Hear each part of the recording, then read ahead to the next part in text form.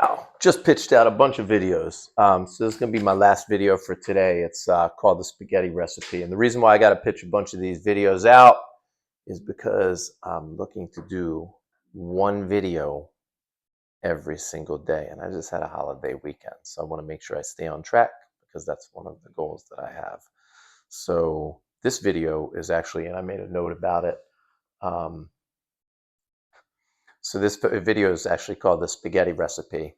And so I share with you the tow truck driver, and now I'm going to share with you spaghetti recipe. And there's a couple of reasons why I want to share some of these instrumental stories. One of them is about the bridge, building a wall or building a bridge from the last video. There's another thing about negotiations with a deck of cards. There's a lot of stories that we're going to use that are going to be kind of like maybe parables or allegories.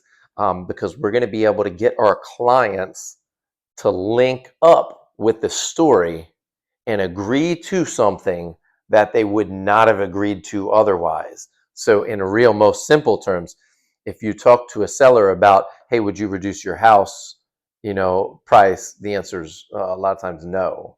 But if you say, hey, listen, if 10 people that don't know each other came through and they all had the same idea on price, would you think that there might be some credibility? I'm not even getting them to say yes. I'm just getting them to give me an inch, give me a little something, So this is what the spaghetti story is about. So check this out. I ask people when we're sitting down, and if, rewind for a second, if I went and asked them the same story, but I drew it up about price, they would all say, no, I'm not moving my price.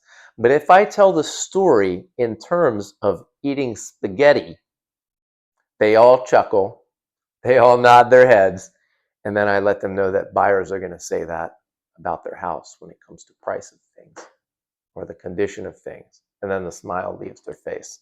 But they got the point. They understand that, you need to change the recipe sometimes. So here's the spaghetti story, and here's how I introduce it.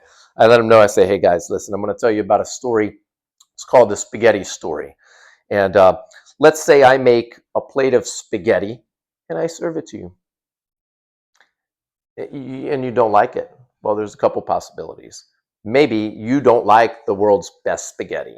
The other possibility is that maybe it's not the world's best spaghetti. I don't know. So if we got you and 10 other people that were random people, we just plucked them out of society, sat them down at a big round table, and everybody got a plate of what I believe to be the world's best spaghetti, and 7 out of 10 people told me that there was too much garlic, would you think that I should maybe consider adjusting the recipe so that I can get 10 out of 10 people telling me it's perfect? What do you think? And they're going to say, yeah, you should definitely change the recipe. Okay. So now what if, you see where I'm going with that? All right, now you can tie it into price because they've already agreed. So now the feedback that you get from the buyers that are coming through the property, so that feedback tells you something, the volumes of feedback you're getting. Whether you're getting offers, that's what you want, volumes of feedback and then offers. If you're not getting the offers and you're getting the feedback, what's the consistency? Are they all telling you that you need to repaint the house?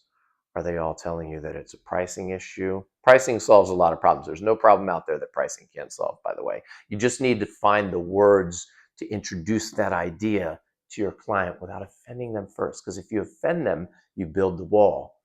If you can introduce those words gently and just get those little inches one by one, you get to build the bridge. And that bridge brings you closer. And there's actually a funny story. And I wrote it down. I wrote down the note, smoke smell. Because there was a client many moons ago, there was a client that swore up and down all of her friends told her house didn't smell like smoke.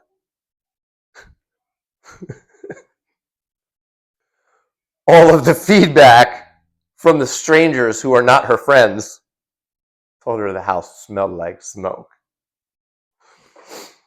she was trying to make the argument that these people don't know what they're talking about. So I then used another story to bring it in and drove the point home. And she got the idea that her friends might not be telling her the truth. And the story was this. I said, listen, and her name was Kathy. I'm going to say her name. Somebody else, my wife, Melissa, is going to watch this video and know the name of the person. Her name is Kathy. I'll give you a little hint. See if you can figure it out and tell me. Um, so I told her this story about, I asked her, I said, listen, I said, have you ever gone to a cookout or been invited over to someone's house for dinner and they made you a meal? They put some time and effort into cooking it and they put their heart into it. That was the secret ingredient, was love. So they made you this meal and maybe you didn't really like it, or you thought they were the ninth best mashed potatoes you'd ever had because of their lumpiness. I don't know, right? I'm just saying. But they asked you at the end, they said, how was the meal? I really put a lot of work into it. Are you going to tell them anything other than it was so great? Thank you so much. The answer is yes, if you'd like to be invited over there again, and if you have any type of social understanding, right? So you can't get the truth from the people that you love. You're more likely to find the truth for feedback amongst a consensus of strangers who don't know each other, and they have nothing to benefit by telling you this, because by the time they're telling you this information, they've already moved on. They're looking at other properties. They're making other buying decisions now. They're just, as a courtesy, giving you that feedback. And we're going to go a lot more into feedback because you can really make some sales happen using proper feedback techniques. Anyway, thanks so much. If you got anything from the video, go ahead and like and subscribe the video. Thank you so much. Have a great day.